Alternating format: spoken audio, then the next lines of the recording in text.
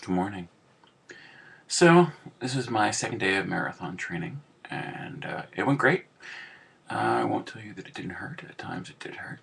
And it was funny, as I was running, I was in contemplation, which is something that I do when I run a lot, um, and had some thoughts on my mind. One was I'd seen some friends of mine tweeting about earlier about like just pain, medical pain, and just life circumstance pain. You know, things like today is fired and fuck my job and I can't stand that my leg hurts, kind of stuff. And I'm not minimizing that, not one teeny bit. No, no. But something occurred to me about the nature of pain and how it informs our lives of certain things. Um, and about how exercise and running, which is like a huge mood elevator for me, I think I partially understand why. Yeah, there's the chemical reasons, all the endorphins and things, but there's it's sort of like a little microcosm for something that we experience largely every day of our lives, right?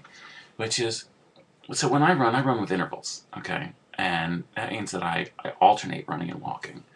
And at times, I'm so glad for those intervals, and at other times they're very frustrating and very painful. Um, if I'm particularly tired and I'm coming to the end of a walk part, my intervals are generally 3 twos, 3 run, 2 walk. If I'm on a straightaway that's going up to a hill, and I'm here and I see the run starting, I do it anyway, and I just run up. Okay, I'm not going to tell you that I don't bemoan it. I'm like, fuck, I do. By that same token, a lot of times, if I run similar places often, and so I know the course of the path I normally take, and it's interesting because, like, I'll be in one of those, I'm pushing, I'm suffering, it hurts, it sucks, and I know that a flat is coming, or even that a downgrade is coming, and I'll almost look forward to it gladly, or reach it and feel like pinnacled for a minute or plateaued for a minute, all of which is just a total fucking illusion anyway, because the truth is that the next step is the only step I've got, and that it doesn't matter how hard the course was behind me, and it doesn't how hard the course is or easy the course is going to be ahead of me. What matters is where I'm putting my foot, which is also why, like, running downhill is not as fun as it sounds, and not as much as a relief as it sounds, because you have to change your form, and you have to not face plant, and you have to sort of be paying attention to what you're doing. Um, but it's just really interesting because what I find is in the process of doing this running, and like upping my endorphins and opening my lungs and making my blood pound and all these things that I'm doing, I'm also sort of like living my entire life in like the span of 10 seconds, over and over and over and over. Approaching pain, experiencing pain, leaving it behind me. Approaching relief, experiencing relief, leaving the relief behind me, over and over and over and over. And it got me into this place where I had this sort of like loving, chiding laugh at these things I saw on Twitter.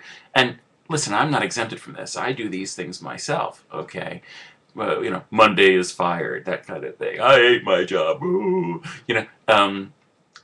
The thing is that when you say that you are done with pain, the reason you do so, I think, the reason I do so, I'll just speak for me, is because we get stuck in the moment we're living in. We think that this moment is the only moment, and it's going to just bend forever. We're going to be stuck in this pain. That pain is so insurmountable and so terrible that what the rest of our lives are going to be, and that's ridiculous. It's almost funny how ridiculous it is. Um, People are funny. We are very self-centered beings. We think that the center of our existence, the moment of our life, is life for everyone and everything, that we are the most important thing in the universe. There's a quote that I love by Nisargadatta Maharaj that says, wisdom is knowing I'm nothing. Love is knowing I'm everything. Between the two poles, my life does flow. And it's the truth. The thing that's amazing to me is how we get caught up in our suffering and caught up in our joy, and neither one is really all that valuable. Neither one keeps us moving. You know, there was a thing, I was on my recovery walk on the way back, and I tweeted this morning. I don't believe in letting things go. That's a waste of time. It's not something you can do anyway. I believe in picking things up. You know, when you're sad, do something happy. When you're happy, pay attention to what you have to do. You know, when you're hungry, eat. When you're full, stop. Like, picking things up means just moving on to the next thing. People say all the time, oh, you gotta let that go. But there is no way to let things go. There's thousands of ways to pick new things up. But there's no way at all to let things go. That's a waste of time.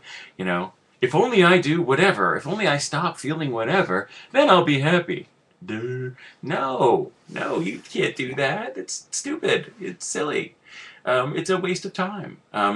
And so what I see is that, like, why exercise is so amazing, okay, and kink too, which I also do, is because pain is a teacher. It teaches you to listen to it and to watch it leave. You know, pain will not kill you. It just teaches you.